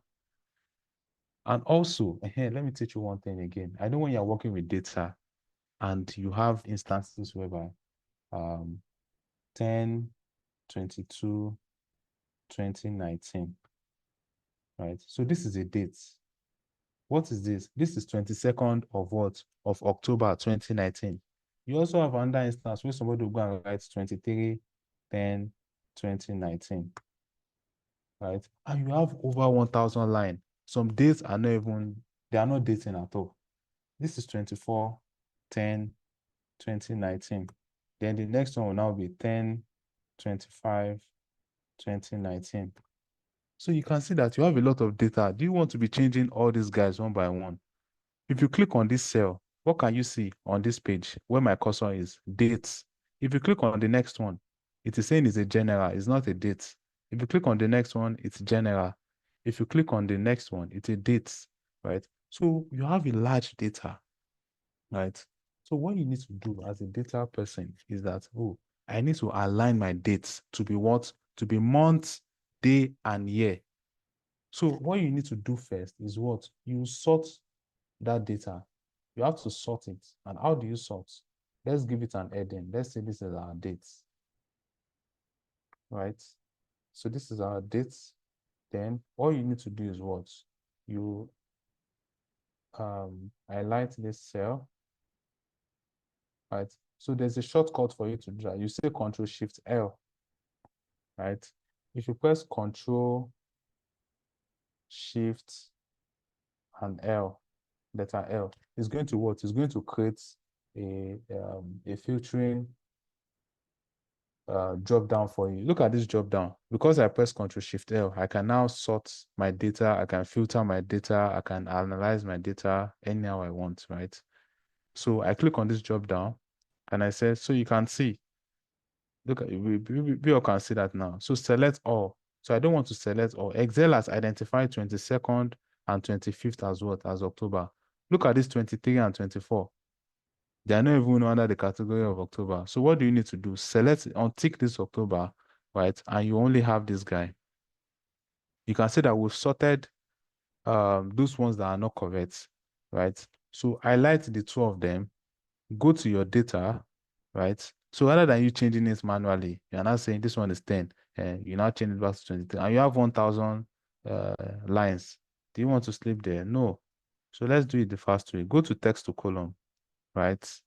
You go to delimited, right? So you go to tab, there's no space. Oh, you don't even need to tick anything, right? So let's go to next. So we go to dates. So you can see that our date format is what? Month, day, and year. What are we having here? We are having day, month, and year. So we'll change it. Let's change it to month, day, and year. Then go to next. Okay, we'll do it the other way around. Let's try it again. Delimited. Go to next. Right? You go to dates. Let's change it. Day, month, and year. Then click on finish. You can see Excel has identified that cell as initially, what did we have before? Let's do Ctrl Z. I'm trying to do Ctrl Z. We have day, month, and year before. But we want everything to be what? To be month, day, and year. So you can use what? Text to column to achieve that. So just click on your text to column, right? Delimited. Go to next. Don't click anything. Just go to next, right? You go to your dates. You go to your dates, then now change it. So what is this format? This format is what? DMY. D means day, M means month, and Y means year. So click on DMY, then click on finish. Excel has automatically transformed that into month, day, and year. Now let's click our filtering button. Look at this filter button. Can we see that all the dates are now in October? 23, 24, 25. All of them are under October now. Click OK. Press enter. You can see all our data have been arranged. So if you're working with a large data, you can use text to column to arrange your dates, right? Olajumoke, you have your hands raised up. Yes, sir. You said something about us using text to column if we are using large data. For example, I'm working with a data with 8,500 columns now, Yes. and all of them have dates. So Yes. inside the date, there are some of them that are having the issues that we now change to text to column. Do you know that the other time when you were doing it, you first went to the sorting, you went to sort, you went to remove the ones that the data are correct and the likes. Okay. If I have 8,000 data and I have like 1,000 that are having that problem, Yeah. I might not be able to select all those ones. And my question is that, can I just click on that date column and do the whole text to column directly um instead of selecting by featuring and the likes? Okay. Okay. Okay. So let's do that. All of us will try that now. This is 23/10/2019, right? So this is so let's delete this one. Control minus. So we can see that 22 is fine, 25 is fine, but 23 is not fine, right? So let's create one more. Shift. Let's say this is 24, right? So we can see that these two are not fine. So rather than we filtering and doing that, so let's try that. Let's select everybody and go to our data, text to column, right? Delimited, next. Don't do anything here, just continue, next. Then our dates. So our dates, we are going to change it to what? Day, month, and year, right? Then click finish. So it also worked. It also worked, yeah. Thank you. You can do that, yeah. All Sir, right. please, can you go over this method again, please? Okay. So you are working with a large data and you have over 10,000 lines. And in that data, you've discovered that not all of them are arranged in a proper date format. Some are starting from month, day, year. Some are day, month, year. Some are even year, month, and date. But you need to align everything because as a data analyst, you need to transform your data. You need to analyze it so it can be easy for analysis, right? So you do a lot of cleaning. You do a lot of transformation. So, and how do we transform this? How do we clean this guy to ensure that everything is what? Month, day, and year. So select the entire dates column where you have all your dates. You go to your data, go to text to column, right? So you pick the first one, delimited, right? Go to next, right? So you don't do anything here because we are not using space or comma to separate anything. Is when you are separating a data into different columns. You can separate it with tab column, but we don't need that. So let's go to next. Then we go to dates. Right. So we are not on general. We want a date, right? Then we go click here and say day, month, and year. Right. So because you've discovered that some data that you have here are starting from day, month, and year. But the ideal thing is what? Month, day, and year. So let's click on finish. So it has identified all those ones that are what? That are day, month, and year, and change them into what? The month, day, and year. I hope that is clear now. Listen, I'm trying to do Yeah, it that's as clear. Thank you. year, month, and date, but the day, but it's not changing. No, it's not. It shouldn't be year, month, and date. In Okay. Excel, you need to start from the month, day, and year. That is what Excel recognizes. Okay. However, you can change it. You can change it. You can change it if you want. You use the format option. If you do Control 1, right? You do Control 1. You go to your number, right? You go to dates. So you can change it how you want. Can we all see this? This is 3/4/2021. 3 means what? Month. 14 means day, 2021, right? So let's scroll down. Can we see this now? We can see March 2012, 14th of March 2012. This is what? This is day, month, and year. Let's scroll down. This is month alone, month and year. We can go to custom. See custom. If you go to custom, you can see MDY. M is month, D is day, and Y is year. Or you can also say day, month, year. Can we all see that? You can see day and month and year, right? Please, sorry, please let me chime in this again. Please fill your attendance. So it won't be that you do not get added to the group or something. Please fill the attendance now so that the video link can be sent to you and you can, other add-ons can be done, please. Right, I can't Right. feel it. It's not connecting. I can't feel it.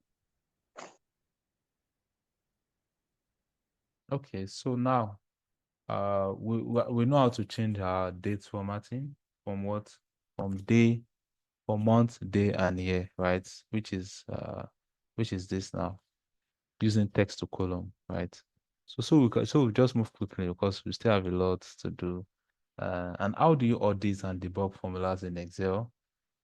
So you use the evaluate formulas on some cell, on some of the cells, right?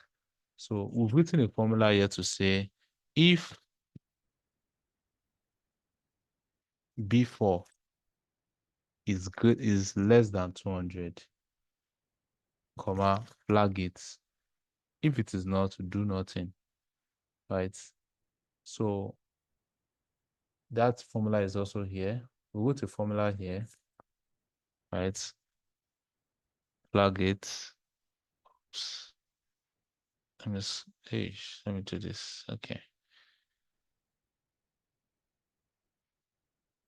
Okay, Control C, Control V. So, and how do you audit and check formulas, right? So you use let's say you go to formula in Excel now, and it's giving you an error sign, right? So what do you need to do? You can evaluate that formula, right? By checking here. You can say formula auditing, right? So you can show formulas, you can error check if your formula is bringing you error. So you know where you make mistake, or you can evaluate your formula, right? So this is how you audit and how you audit and evaluate formulas, right? So let's see show formula.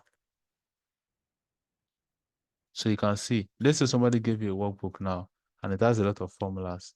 You can just come to your formula tab, go to formula auditing group, then click on show formula. On that document to show all the formulas that the person has written. Okay, this person did this. If B4 is less than 200, if it is true, flag it. If it is false, do nothing. So that is what the person will go to a course, right? If you click on tick this show formula, it will not show formula again. So if somebody gives you a workbook, you can just do that to check whether there are any formulas anywhere, right? So that's how you audit and debug formulas. So I won't spend much time here, but the main work is to learn the formula itself. So let's just move on. T8. Yeah, so how to improve presentation with customized number formatting. Yeah. So click on cells, go to format and view the formatting applied to them. Then that's So so this one we already know this one, right? Because I said it that if you want to format a cell, you press what? You can right click and say format cell, right? You can format cell based on what you want, right? You can align or you can make fonts, you can change it, you can use your border. Let's say we want this border, you can fill it. Let's say I want color yellow, right? You can also use protection, right? And you say okay. So you can see it has formatted this cell, right? Or you can say Control 1. Just press Control 1 to take you there too as well, right? So that's just pretty it here. Nothing serious. Okay. There's nothing serious here.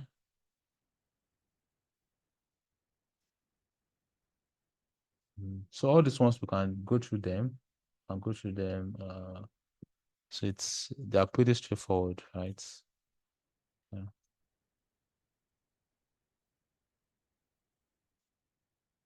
So let's go to T9. Yeah, so problem solving with GoSeek. GoSeek. Has anyone heard of GoSeek in Excel? Or have anyone used it before? GoSeek.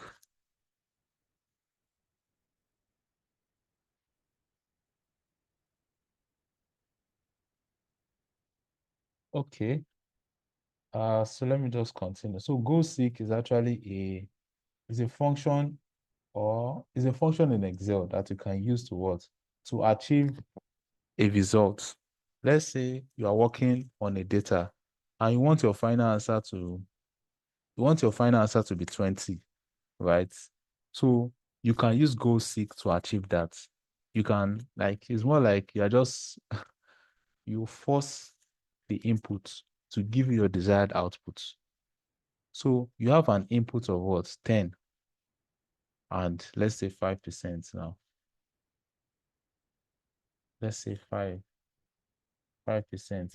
And you want your final answer to be 20, right? So GoSeek will go and force the input to give you this output. It will force it for you. Let's do it. Let's do a test here. Solve problem with GoSeek. Follow the respective lecture.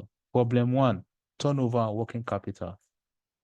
What is turnover? Turnover is your sales, right? Working capital is what? The money you use to what? To run your business, right? On a day-to-day basis, right? So they are cash or they are assets, right? That you use to what? To run your business on a day-to-day basis.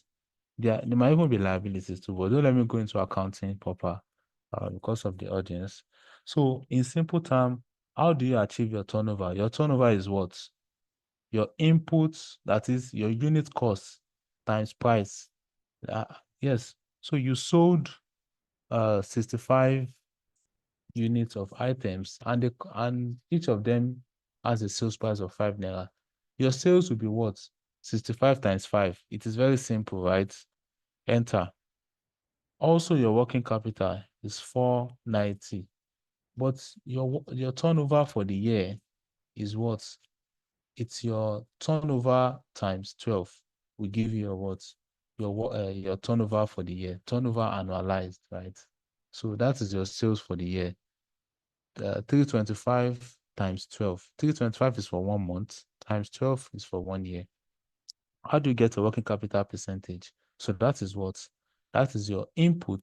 That is your working capital divided by your what? Your total annual turnover, which is your sales. So these are all just basic things. But with GoSeek, you can use GoSeek to, and how do you get to GoSeek? Right? So you come to your what? Your data, right? You come here. Where is this guy?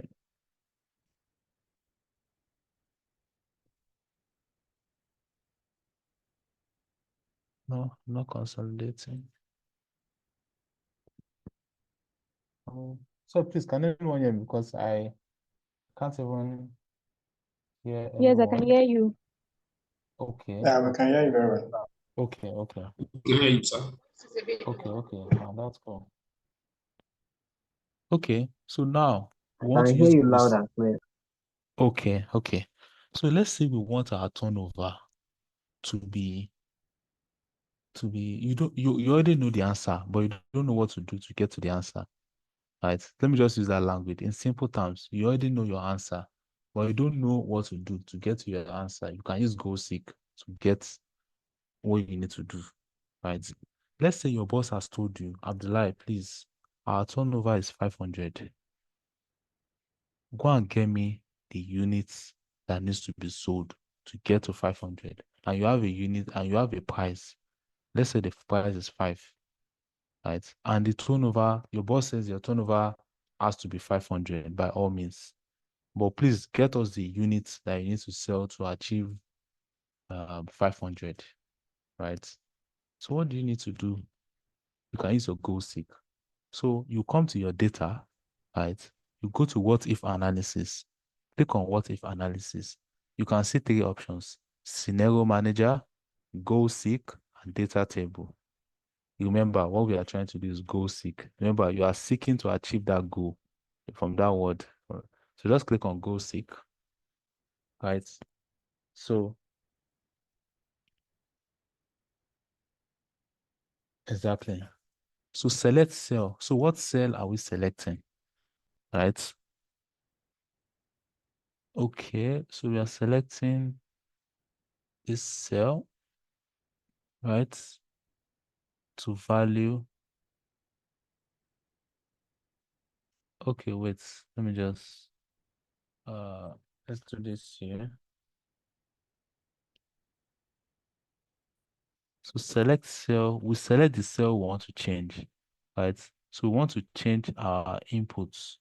Okay, no. So we need to, sorry, let's do this. Let's do this. All right. So let's change our turnover now. You already have the data here, right? So let's change let's change this guy to let's say 1,000. Right? So this is 1,000 now. So let's go to what if analysis, Go Seek. Select cell.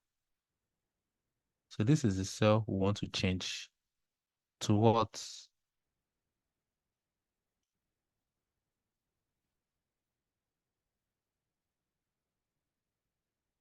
Okay.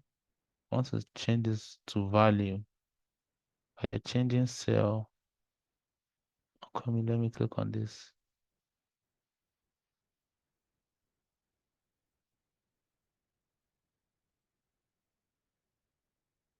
By changing with cell, change this cell to value of 1,000. Let me check. I'm trying to. Cell must contain a formula. Okay. Ctrl Z, Ctrl Z, Ctrl Z. Yeah. So let's do it again.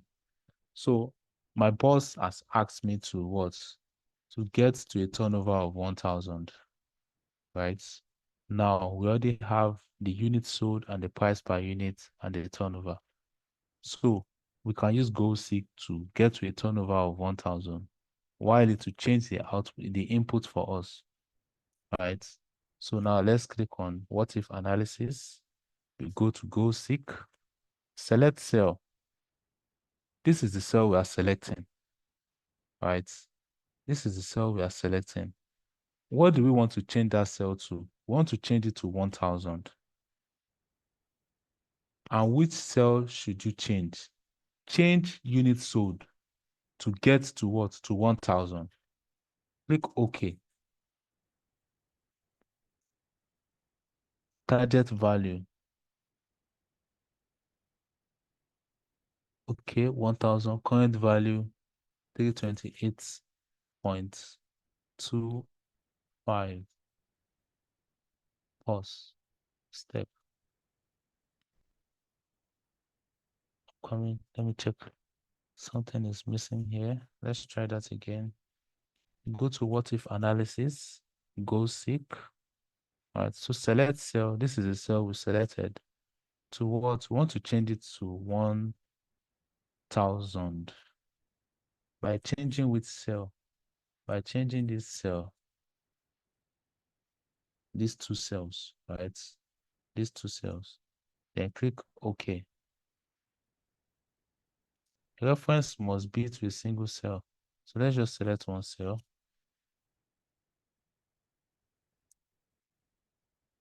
Okay. Then click OK. Target value 1,000. Current value this. Okay.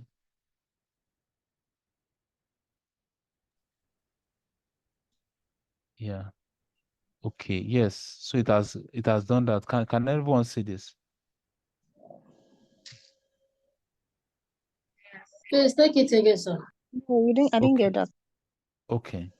Okay. So let me cancel it now. All right. So your boss has called you that, please, Abdullah, we want to achieve a turnover of 1,000, right, this month. But what units do we need to sell to get to that turnover? And they're giving you this workbook to work with, right? So you can use Go Seek you already know your answer, but you don't know what you need to do to get to that answer. You can use your Go Seek to achieve that, right? So, and how do you do that? You go to your data, you go to what if analysis and go seek. Remember, our objective is to achieve a turnover of 1,000, right? So you need to select that cell that you want to change. Do you get? Select the cell you want to change. The cell we want to change is turnover. We've selected it already. That is what? B6. You can also see that B6. To what value? Let's say 2,000. Right? 2,000. By changing what cell? Let's assume that the price is still 5 naira. Right? So the price is not going to change. But the unit should change. But we should have 2,000 naira turnover. So what cell are we changing? By changing cell, you click on this one, B4. That is your what? Your unit sold, right? So we've told Excel to say, please, we want to achieve a turnover of 2,000. Go and change the unit sold for us so we can achieve 2,000.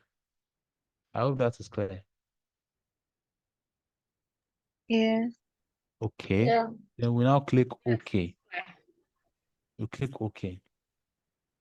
Okay. So Excel is already doing it. Excel is already doing that for us. Can we see? Excel has changed the unit sold to 400 times 5 to achieve a turnover of 2,000. Can we see that? Excel has done that for us. So once you say OK, that means you are fine with it. Can you see that?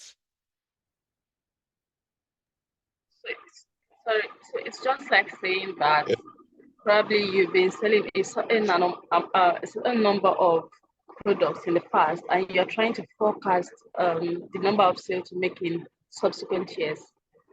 This function can actually do that for us, right? Yes. You can use it to do that. Yes. I mean, perspective differs, right? So your own case is that you want to forecast what to look like in the future, but you don't know how many units you need to sell. Right? You can use your goal seek to achieve that, right? So let's try another example. Let's say our working capital is 2%, but your boss has told you that, please, Abdullah, increase this working capital to 30%. This 2% is too small. What is happening? Then what do you need to do? Remember that your working capital percentage is a function of working capital divided by your total annual sales. Turnover is the same as sales. Please, let's take note of that. Your working capital divided by total annual sales will give you your working capital percentage, right? So your boss has told you that, Abdullah, please go and change that working capital to 30%, right? So what do we need to, or they've asked you that question, what do we need to, what working capital do we need for us to achieve a working capital percentage of 30%? Is that clear, everyone? Yes, it's clear for my mind. Okay, so now we can use goal seek to achieve that, right? So you need to select the cell you want to change, right? Our objective is to determine a working capital of 30%. But how much working capital do we need? Here it's showing 490, but we need the 30% working capital. So select the working capital percentage. That's the cell we want to change. What do we want to change it to? We want to change it to 30%. That is the objective our boss has given us. Please go and change it to 30%, right? Well, how much working capital do you need for you to achieve a working capital of 30%? Go and select this working capital. So working capital is your input, right? Is your input towards reaching a particular goal, right? You can't select a formula as an input, right? It will not work. If you go and select this total, analyze this, it's not going to work, right? But we are going to try that, whether it's going to work or not. But let's try our working capital first. We want to achieve a working capital percentage of 30% by changing our working capital. So press OK. We've selected that and press OK. Right? Can we all see that? Excel has told you that you need 7,200 working capital to achieve a working capital of 30%. You can see that Excel has what? It has a model for us that, oh, in the future, if you want to achieve 30% working capital, you need 7,200 working capital, right? For you to achieve that in the future. So you can use GoalSeek to solve problems, solve this kind of problem, right? I press OK, right? So that's fine. However, your boss has told you that, please, this working capital, go and change it for us. We want how much annual sales do we need sales? How much annual sales do we need to have a working capital of what? Of 100%. So they've asked you that question that, as the sales manager of Dangote Refinery, right? How much sales do we need to have for us to achieve a working capital of 100%? They're giving you that solution. That's a problem.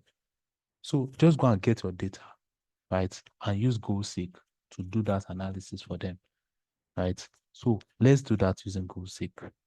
You go to your what if analysis, you go to GoalSeek. What is our objective, everyone?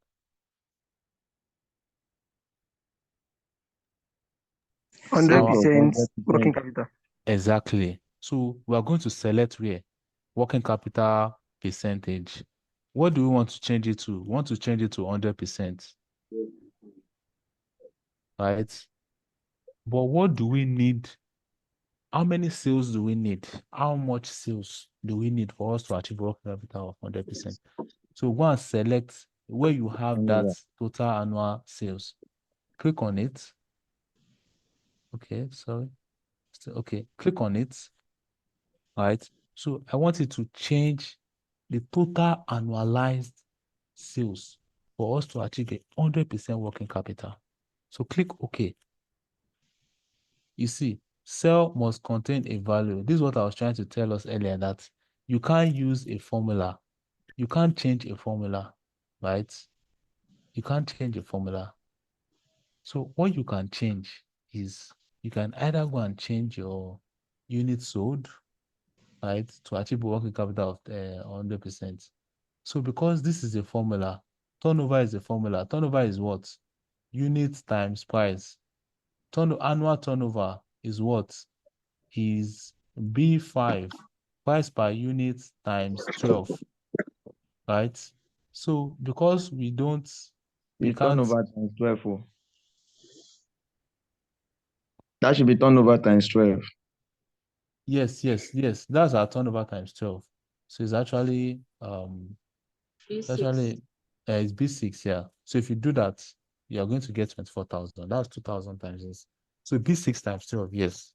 Right. So instead of you to change your formula, don't change your formula. Go and change the unit sold. Right. So let's change this guy. So please change our unit sold for us to achieve a working capital of what? Of 100%. Click OK. Let's see if it will work. Wow, it worked though.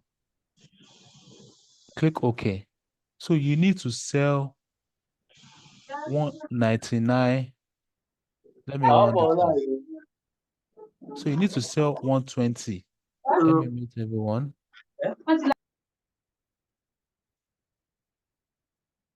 Sorry about that. So you need to sell 120 worth of goods, right? At 5 Naira for you to achieve a working capital of what? Of 100%.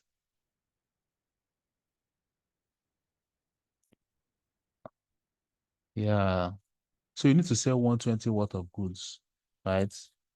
At 5 Naira, right? Which will now give you 7,200 at the end of the day to achieve a working capital of what? Of 100%. So that's how you use GoalSeek. You use GoalSeek what? To what? You already know the answer you are getting to, but you don't know the input you need to add or subtract for you to get to the answer. You can use Go6 to do that. And that's what we've just done now. Right? So, any question? Yes, I have a question. Okay. Now, let me use my case as an example. Yesterday, I was to take a sample weighing of some materials and in tabular form. So I know my target weight should be around 30 kg, but I don't want to do the weighing because my item is bulky, almost 100 items. Can I use this same method to achieve that? Yes. To create a table? Yes. You All can use right. Go6. Thank you very much. I just decided to allow some of those questions fly past. Thank you very much. We've reached the end of today's class, and if you have further questions, you can ask on the group, and I'm pretty sure that the facilitator would definitely will definitely help you with those questions. I can already see some complaints in the chat box about the time for the class. But I can consider you guys do. So, thank you very much. I'll end the meeting now. Please fill the attendance, and thank you very much, sir. The video links will be sent to your emails based on the attendance field today.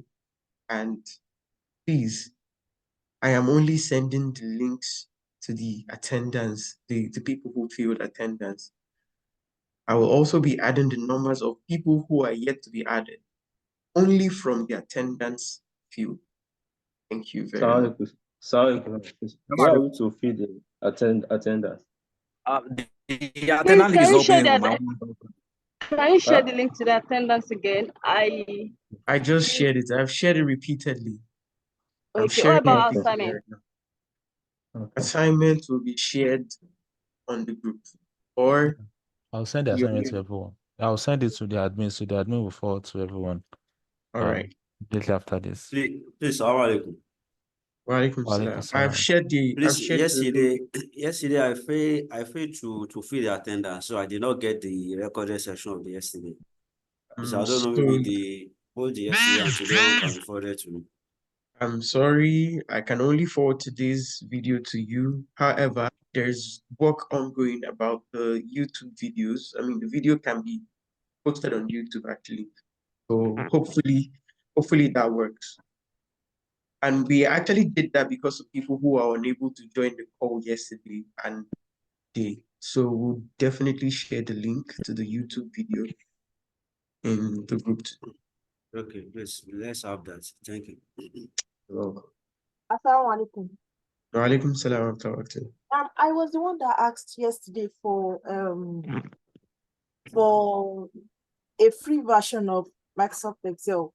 I've not gotten any response as regards it, and I tried using the web version. It was not I was not able to perform some tasks, so I don't know what can be done to my case. Okay, can you personally chat me up on the group, the one with the IP address number? Okay. So chat me up personally on that. All right. Thank you. You're welcome. Any other questions before I close the chat, close the call? All right. Thank you very much for attending today. Thank you so much. Assalamu alaikum warahmatullahi wabarakatuh.